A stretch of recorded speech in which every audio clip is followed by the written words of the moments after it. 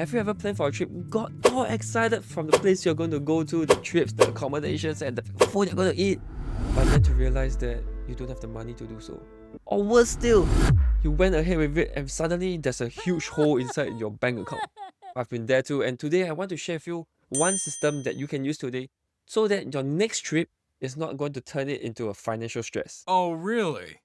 Most of us underestimate how fast all of these different expenses during our holidays can actually stack up. And the real issue isn't that traveling is expensive. The real issue is that we don't plan for it properly, and when the time comes, we feel like we are not ready for it, and that's when we feel the pain. So what is this system I'm talking about? There's actually 4 different parts for you to follow, and part 1 is where I want you to have a separate bank account for your travel needs. I can't tell you how important this is because there's so many times in the past when I go for trips with my partner, and that's where we realize that traveling account, what's our traveling account anyway? Anyways, we actually tap into our savings account even though we budget for 3K for the whole trip. This is not the way to go. We need to separate out our savings account and our traveling account. So if that's used up, that's it. All right. So number 1 is to open that account, and you can do so with all of the different banks that you want to use. For me, I use our joint account. So there will be another topic on that because I don't really like the joint account experience. But anyways, coming back, open from another bank or from a sub account, either or, doesn't matter. Just make sure that you have one account for your traveling needs. Then number 2 comes in because most of the banks that I know of, or at least the ones I'm using, which are DBS as well as OCBC, they have this function called automatic transfer. And this is the function we need to use moving forward because this is where every month after our pay comes in, we will automatically send a portion of it into our traveling account. So that's why we'll be utilizing this automated transfer function. And let me show you how do I do it in DBS as well as OCBC. So now I'm going to do a quick demo on how we set a scheduled transfer from our DBS account. You're looking at the main page of my DBS app. So on the bottom icon, you can see there's this pay and transfer. Click on that and you'll see a whole list of different functions from pay now, local, exchange currency, overseas, and so on. Before we even process the scheduling, we need to make sure that there is a local recipient in place. So if you have not added the local recipient, basically you need to let DBS know that this person that you are sending to is somebody you trusted, so that it can proceed with the scheduled transfer moving forward. So before you do this part, make sure that you have already opened a secondary account for your travel needs. And once that is done with the account details, you can proceed with adding a local recipient. Click on that and it will bring you to standard instructions of how you can go about to add a recipient. So once you have added a recipient, then we can go about to do the scheduling. So where is the scheduling function inside? You have to click down the drop down, which is below the scan and pay as well as EDP.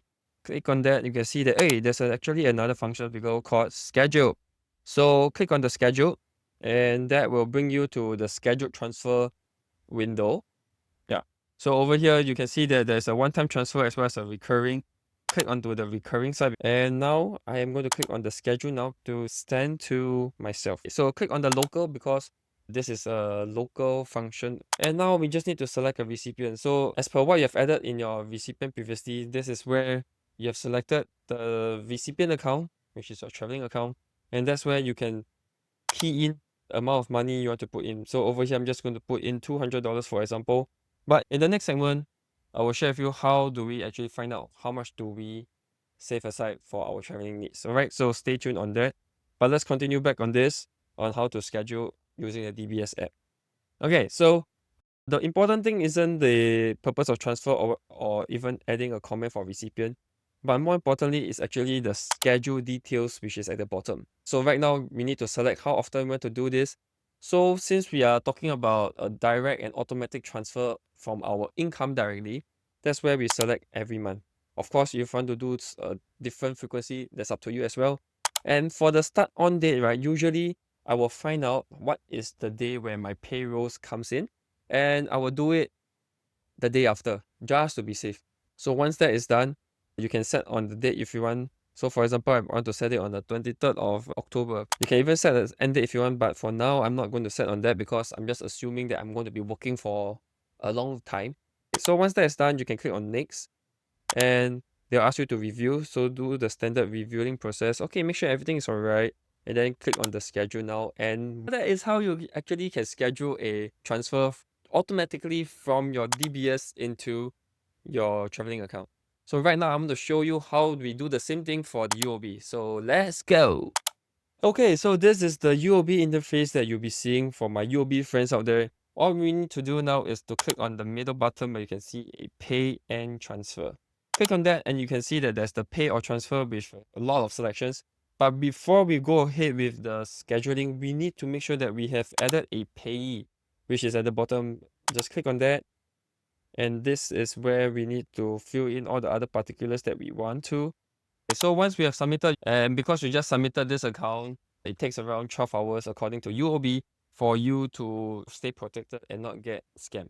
Okay, so assuming that the bank account is already set up and you have waited for 12 hours to do so, now we can go ahead with the transferring. So go back to your main page, click on pay or transfer, click on your accounts that you want to transfer to.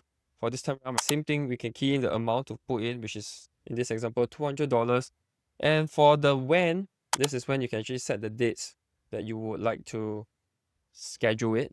So this example, I'm just going to use 23rd as well of October.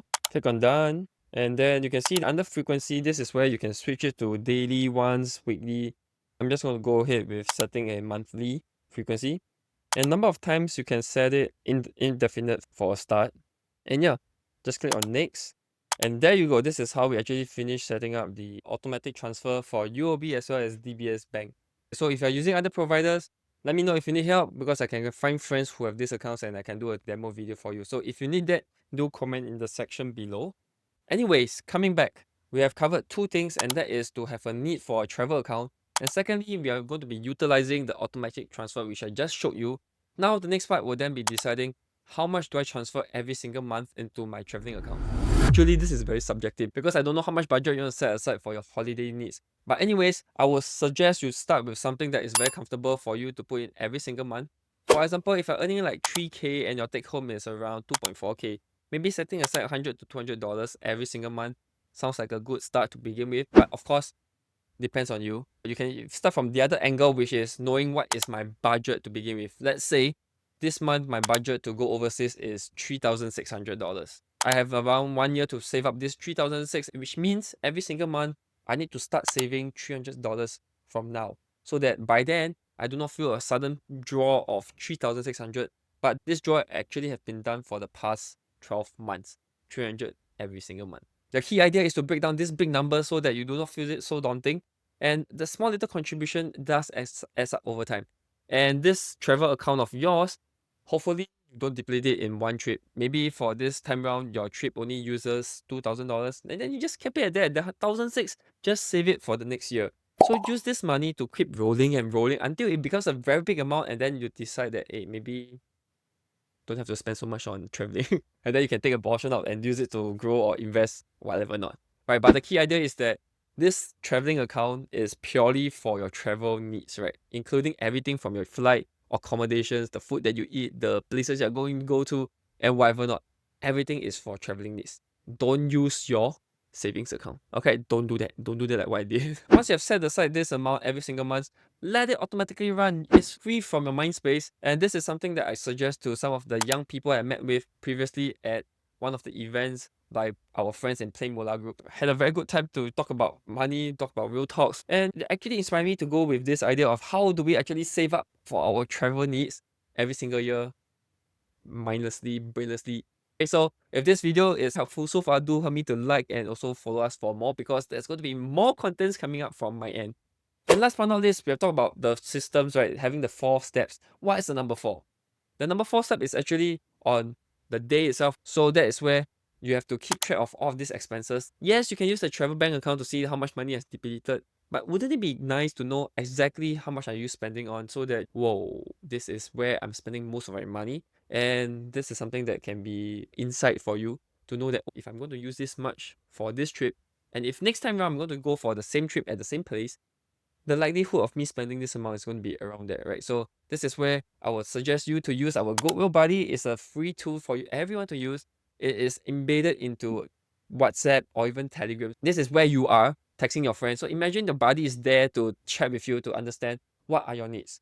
And the more important thing is we actually have a travel mode. So what this means is to say that the daily expenses tracking, right, can be done on a normal basis. But if you're going for travel, we do not want to mix up the travel and the daily needs because that will just make the whole clocking a bit janky. So that's why we have this travel mode for you to use during your holidays, right? So all you need to do is to type inside the chatbot holiday mode on, right? So that will trigger our buddy to understand that, oh, now you're on holiday, so whatever expenses that is being spent on, including your flights, will be clocked under your traveling mode. All right, so I do highly suggest you go and check this out because this is so much easier to clock your expenses, and that is the start of your good financial habits. So yes, this is the system I want to share with you. The 4 steps: travel account needed, automatic transfer, knowing how much you want to transfer every single month, break it down, and last but not least, track your expenses.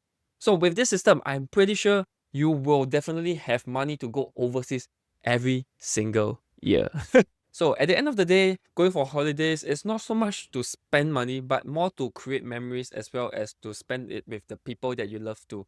That is why the money value here that we actually advocate is that we should use money to our best advantage, and we don't necessarily have to go to the most expensive places to actually have a good time and also spend for our loved ones. We can do it at a much lower cost places, but as long as you're having fun, that's what it matters. So with this system, I'm pretty sure I'm going to see a lot of good remarks on this. So if you have any other comments, do put inside the comment section below so that I can find out what are the things that you want to look out for and I can create a video out of it. Alright, so with that, I'll see you in the next video. My name is Jiaxuan and see you soon.